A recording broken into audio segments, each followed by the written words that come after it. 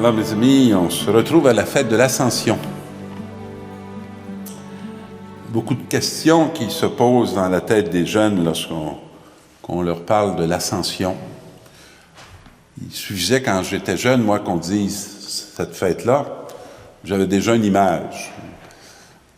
Mais les jeunes d'aujourd'hui, si on leur dit l'Ascension, ils vont penser à un ascenseur, mais là, ils ne passeront pas du tout à cette montée de Jésus vers le ciel. Et comme on va essayer de leur expliquer, ben là, ils ne comprendront pas grand-chose non plus, parce qu'il leur manque quelques bouts avant et quelques bouts après. Alors, donc, notre ami Luc, probablement, parce qu'on attribue les Actes des Apôtres à Luc, va écrire à Théophile.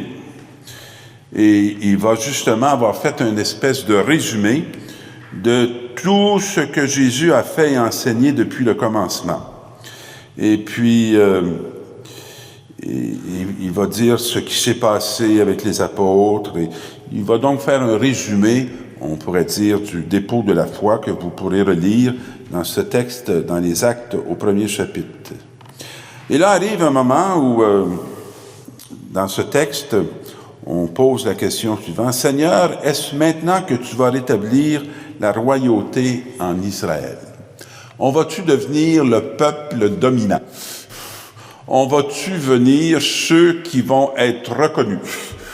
Ceux qui vont pouvoir exercer leur influence et être les premiers? » Une des grandes peurs que se vit actuellement dans notre monde, c'est: est-ce qu'on va devenir un petit reste, puis que les musulmans vont être ceux qui règnent et qui décident? Alors, il y avait cette peur-là déjà au moment du début de l'Église, qui se vivait dans d'autres formes. Alors, il leur répond ceci: « Il ne vous appartient pas de connaître les délais et les dates que le Père a fixés dans sa liberté souveraine. » Bon, ben, c'est pas par une connaissance que vous allez être sécurisé. Vous ne saurez pas. Vous ne saurez pas. Mais vous allez recevoir une force. Ah, tiens! Alors, c'est pas dans un savoir. Non, ça va être dans une énergie. Vous allez recevoir une force. Celle du Saint-Esprit qui viendra sur vous. Et vous serez mes témoins à Jérusalem, dans toute la Judée et la Samarie, et jusqu'aux extrémités de la terre. Et après avoir dit ça, ils le virent s'élever et disparaître à leurs yeux dans une nuée. J'imagine qu'il aurait voulu s'accrocher après ses pieds, puis le retenir pour qu'il reste là, parce qu'avec une nouvelle comme ça, c'est « laisse-nous pas tout seuls ». Et comme il fixait encore le ciel où Jésus s'en allait, voici que deux hommes vont leur dire ceci: « Galiléens, pourquoi restez-vous là à regarder vers le ciel? Jésus qui a été enlevé du milieu de vous reviendra de la même manière que vous l'avez vu s'en aller au ciel. » Et c'est de le regarder s'élever.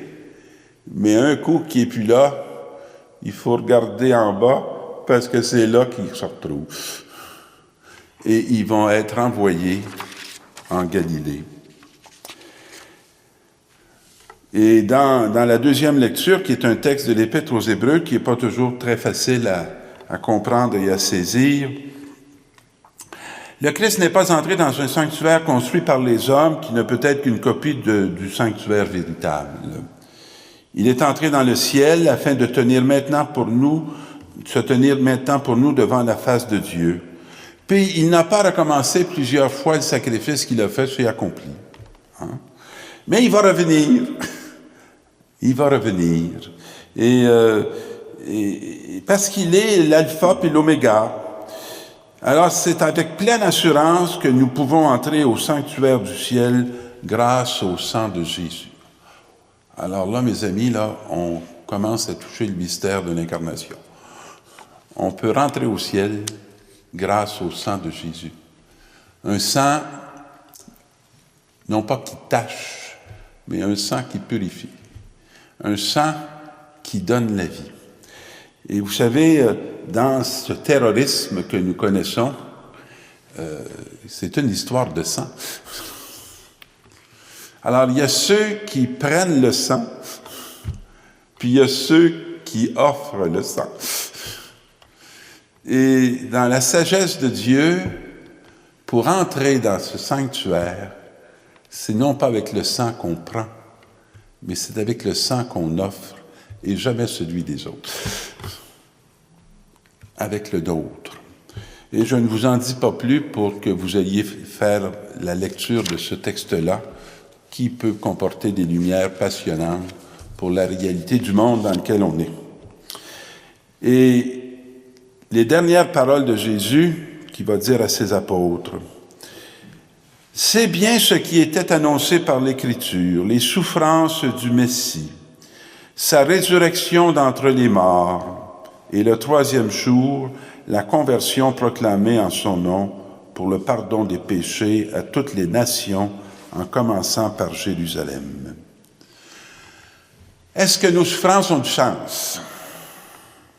Ou est-ce qu'on pense qu'on souffre parce que Dieu nous a oubliés? Est-ce que on pense qu'on est fait pour la résurrection? Alors, les souffrances du Messie, sa résurrection d'entre les morts.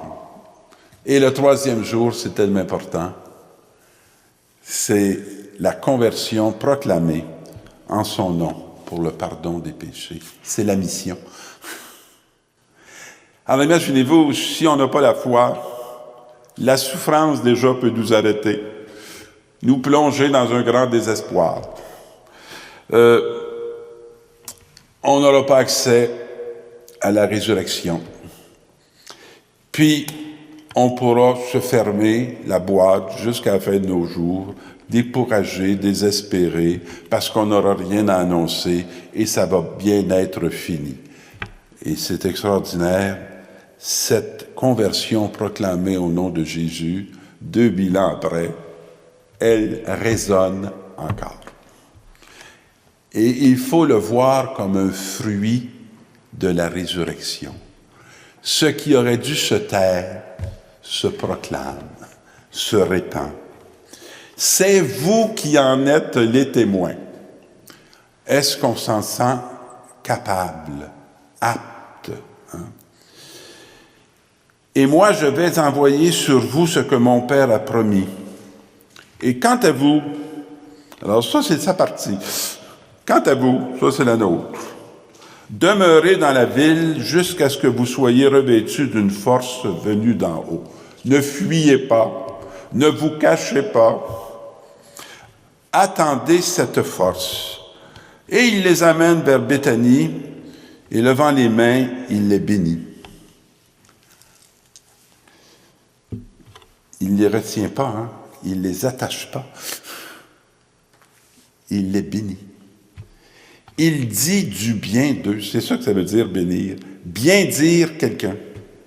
Bien dire sa mission. Bien dire Dieu dans notre vie. Bien dire Dieu dans la vie des autres. Et tandis qu'il les bénissait, il se sépara d'eux et fut emporté au ciel. Moment majeur.